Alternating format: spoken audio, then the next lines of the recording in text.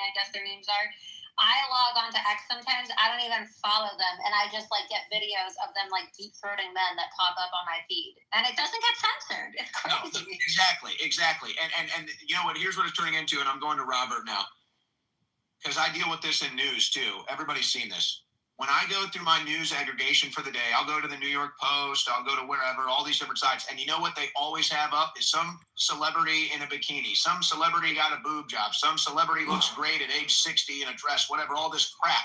And it's all this clickbait bull crap. It's all this tabloid bull crap.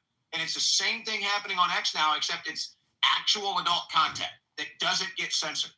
So if they're going to let that ride, then political content shouldn't be getting censored. If those people that promote their adult OnlyFans sites, then political content, you should not be afraid to post political content. All right, let's go to Robert. Is it Sepper? I'm sorry if I'm getting this wrong. Robert Sepper? You got it. Sepper, okay. Perfect. Sepper. Thank you. Go ahead. Yeah, big fan. Thanks for having me on. And I wanted to jump in because I've had this problem for a while now with shadow banning or ghost banning. And there's even sites where you can type in your handle and check to see if you're indeed banned. And mine says for replies and ghost banning. So I have, just to give you an idea, I have 100,000 followers. And my biggest payout has been like $160, I think. So I don't know how some people are making so much, but I guess it's because I restrict comments. So maybe that's probably, holding me back. But I also get put on these lists where people block me, and I guess that also hurts your reach when people, ban you or block you.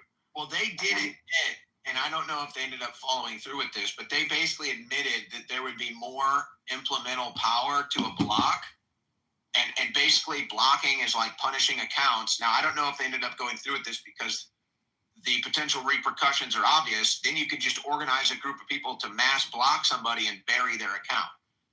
That's exactly what they did to me. And so maybe that's a result of that policy. Like I said, I don't know if they actually implemented that policy, but essentially, if you get punished for being blocked, then people can group block you and hurt your reach. Woke ideologues. Exactly. So there's a way where you can do a search and find all the lists that you're on, and then you can unsubscribe yourself from those lists by leaving the group or blocking whoever the admin of the group is, and then unblocking them and then automatically leave the group.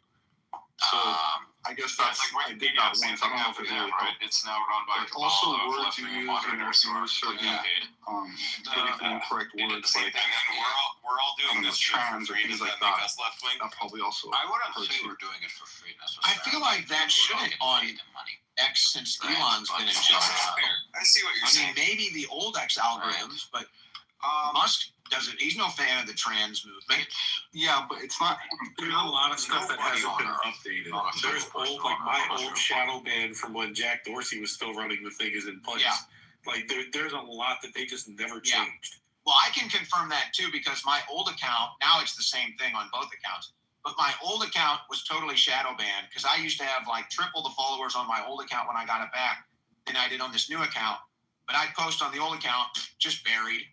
But I post on this account and it do good, it do well. So I just gave that account up. I use it for a separate account now, just for uploading clips and other things. But but now I'm it's the same effect on both accounts. Well, like you said, it's not just him and his personal views. He has a CEO, and she needed to do what she needed to do to get the advertisers back. So it is a business. So I personally, just try to use different words or try to spell it differently. Yeah. But yeah. Frankly, the only solution to all of this is public utility law. If enough Trump supporters push Trump to use public utility law to declare sites like Twitter a public utility, just like the phone company can't shut off your phone number because they don't like what you're saying on a phone call. Even though this is privately owned, Twitter is a public utility. And the trouble is, strong alliance at this point. But if enough Trump supporters, just like we shut down the H-1B debate in our favor, if enough Trump supporters push for the use of public utility law and said, hey, Twitter has to be regulated like a public utility. They can't have all these shadow bans. They can't shut people down because they don't like what they're saying, like they did to Laura Loomer, like they've done to you and me, Owen. If we pushed for the Trump administration to use public utility law this way, that's the real solution. Yeah, I do think that is a good solution. And, you know, there's certainly room for debate as far as is that the right thing to do, but it is the best solution that I've heard yet. In fact, we've got somebody joining us now, might be the perfect person to talk about this, and this is Jason Fick. He's the founder of Social Media Freedom Foundation 501c3. So, Jason, I open the floor to you. You've also been involved in lawsuits, so Fick versus Facebook, so go ahead. Thanks for having me up, Owen. It's been a while since we talked. I want to just spell a whole bunch of things so that we can actually resolve some of the issues that we're talking about here. So just to give you a little bit of background, not only did I sue Facebook, I've been involved in that lawsuit for 7 years now. We are about 3 months out from going to the Supreme Court for the third time. This time I'm packing allies, like big ones, like as big as they get. So, because what has happened over the past 7 years is fucking black the application of Section 230. Careful, man. When you walking on ice, dog. We had to move a mountain of that precedent. California courts weren't helping us with it, but my case influenced multiple other cases, which have now aligned with our understanding of the way Section 230 is supposed to be applied. Now, what I mean by that is that there's nothing wrong with the law. The law wasn't applied correctly, and it's blatant, and it's consistent. The thing is, we're going back to the Supreme Court with 3 outer circuit splits. We have 4 intra-circuit splits. We have 12 different cases that define my case. So we basically have a complete mess of law because it's not being applied right now. My pin post, for those that want to understand what, because everybody asks me, so what happens? What happens if I can get the Supreme Court to actually take the case, to do the right thing, fix the law? Well, I asked ChatGPT and it laid it out for you. It basically fixes everything. Now, the big problem, like the big fix here, what you're talking about is like algorithmic manipulation, right? Like manipulation of what's recommended or what's restricted or all of those things. That's going to change. They actually are liable for that because that's their own conduct. They haven't been in the past, but that's what's changing. Once that happens, let me interject something so people can get a better idea, because this is the key part right here. Let's say the electricity company or the gas company, whatever, they cannot throttle my access to electricity. They cannot throttle my access to heat. There is legal precedent there, right? I mean, are these the type of cases you're looking at and then saying, you can't cook the system so house 1 doesn't get the same amount of electricity as house 2? No, that's actually not what we're saying. They are not public utilities, and I think that it's a futile argument. And just so you know, I'm also an expert consultant on the Bollinger case, which is the disinformation dozen versus the censorship industrial complex, as well as Brady. I think you might have seen me on with Mike Adams and Alex. But basically, it works like this. Private entities or public entities do not have the right to restrain our individual civil liberties, right? The life, liberty, or property, without some guidance, like what's called an affirmative defense, just like self-defense. If you commit an otherwise unlawful act, you are protected by an affirmative defense, which would be self-defense. In this case of Section 230, they have to be good Samaritans. It's right in the laws. It's in quotes, right? And the reason for that is that their first order of business is that they're supposed to be working for the benefit of the public. They're not. They violate their legal Health ministers, these European fatzos. And nobody ever holds. I mean, you know, I've been eating. I haven't worked out today either. So no minister. We're not after them as a public utility. We're saying that a private entity, it doesn't matter that they're a state actor. None of that stuff matters. The reality is that they have to be held accountable under a congressional intent, which is good Samaritan. They haven't been done. That literally has not been done the entire duration of the law. Out of, I think, like 500 cases, maybe 17 have ever applied to good faith. So everybody is looking in the wrong place because they got you chasing red herrings when it's legitimately all we're asking the Supreme Court to do is strictly apply the law as written, and it all sorts itself out. It's that simple. Like we've done the job, but it took 6 years for all of the other courts to catch up to us to basically force the California courts into a corner to do what they wouldn't do for me. Like I've been fighting a losing battle, but everybody else has finally caught up. So I just don't want you chasing down the public utility because they're really not. It's a very different scenario. And as far as also, I also want to dispel one other thing. Everybody calls them state actors. The actual definition is they're state instruments, right? So like in an FTCA claim, you can go after the government for its employees, agents, or instruments. So they're just the instrument of censorship. And that's all they have to be, is they have to be jointly participating or pervasively entwined. So there's a lot more to the legal side. It's already shifted. Like Facebook's reactions, why do you think Facebook changed first? Because Facebook's directly involved with us.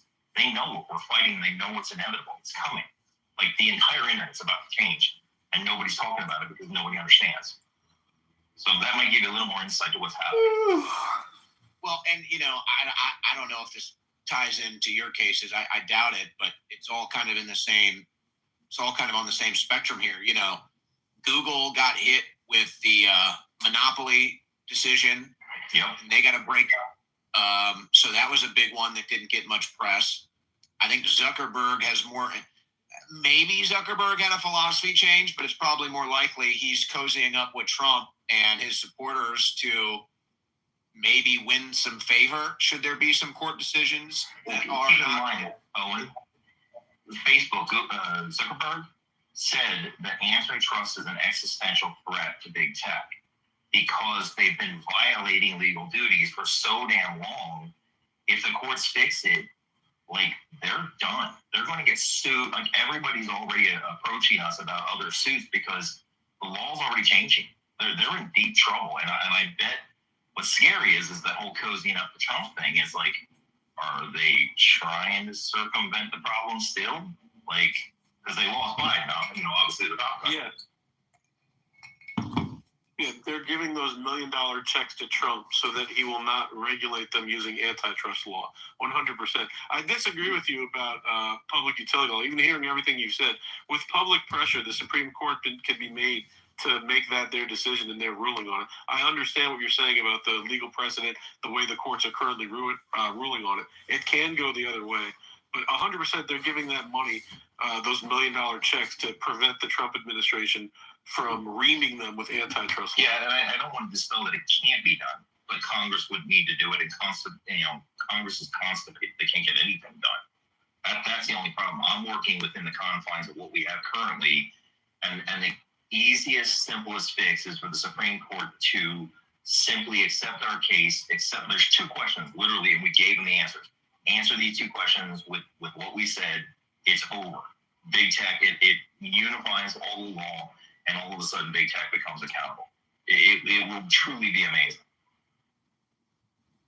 How do you think that impacts what's happening on X?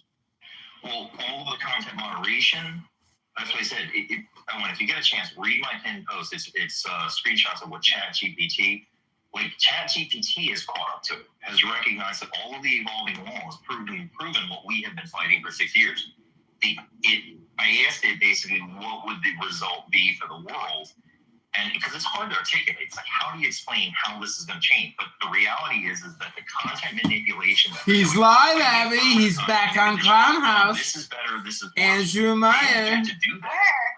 Like that's Well, he's on X, but technically he's back on Clown House because of this room. Which is what was thought.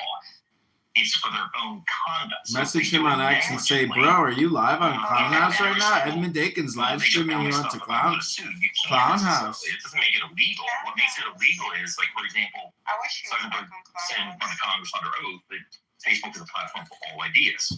Well, that's a lie, right? So they represented that they're a platform for all ideas, and then they violated. Also, Abby messaged me. She said, because they lied. And see, that's what the courts, especially there's a case called AV versus Salesforce that literally just concluded in the Fifth Circuit on December 19th. It's that new. that went into the textual analysis that we tried to get done 6 years ago, and they figured it out. Oh, If hi, the Danny. case is about their legal duties. What were you saying before I left? The section Oh, 231 that Hillary applies. So said she basically, deleted all her their shit. She conduct said is subject to Clubhouse is liability not for except her. for specifically good faith restrictions, and the judge doesn't decide that. Hillary That's said actually Clubhouse material is not for her. on the Case, meaning Yeah, cases she will only actually been go here to for one court day, and now, she already made a and house. that's a huge shit. This woman has been on Clubhouse. And you're anticipating you're I going to be agree. arguing in front of the Supreme Court this year? If they accept the case, but you know, it's not easy to get in front of the Supreme Court, but I can say, and I can't say who, but I have legitimate allies coming in this with me that are a lot bigger than me. My problem is I'm too obscure, It's so on I X. just keep getting pushed under the rug. Yeah, I'm looking at Whereas that. It doesn't have The people that are now have figured this out, agree with me, like the are purple bringing thing all of when the you lawyers to talk bear, about- Yeah, and he's on. we're going to He's be getting there. a You Vegas wanna from see the all sorts of picture? different directions coming in the spring this time, and that's in the next 3 months. Oh.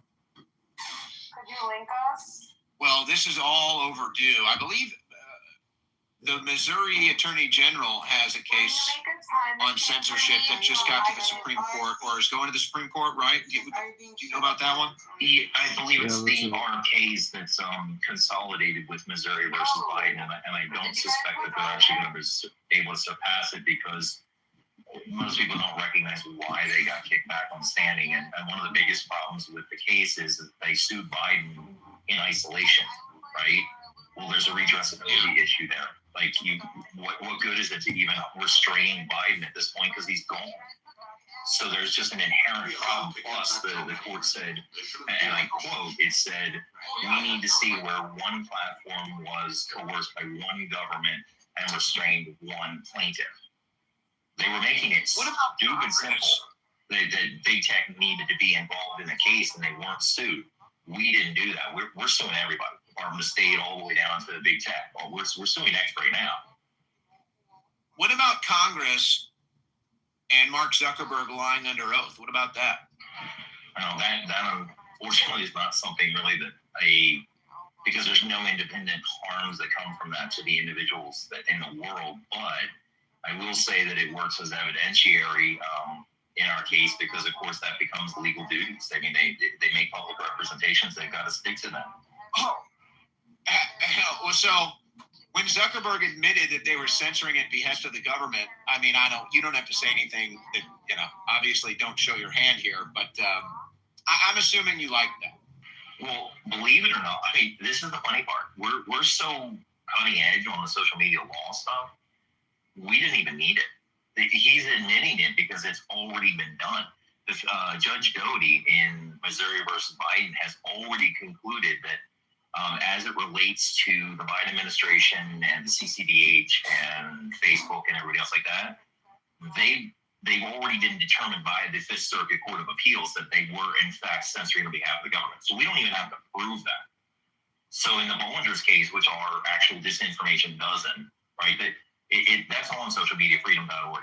It's currently 317 pages. It is a monster complaint. Danny, you're wasting your fucking breath. I got the volume turned down. I can't even hear you. That's ever going after the Smith Modernization Act. We're going after the elements of the NDAA, the formation of the GEC. I mean, we went all the way back, tore it all apart. And the reason being is one of the revelations that, I mean, nobody's really talking about this. I put it out on Laura's show. Essentially they told everybody in the world that the CCDH came out with that disinformation doesn't report, and then the government sort of reacted to it. Well, how did it react with a congressional hearing the next day? That's pretty plain. Well, it turns out if you actually go into the evidence and go all the way back, that was actually a partnership between the Department of State and the United Kingdom. They worked with Facebook, CCDH, and Attorneys General and the White House and Congress before it even became public, meaning they didn't coerce them. They literally conspired with them. So the whole perception of how this is going down, no, Facebook and these big tech companies have been involved with big tech or with government literally for years upon years upon years. So it's not like this is some sort of new thing.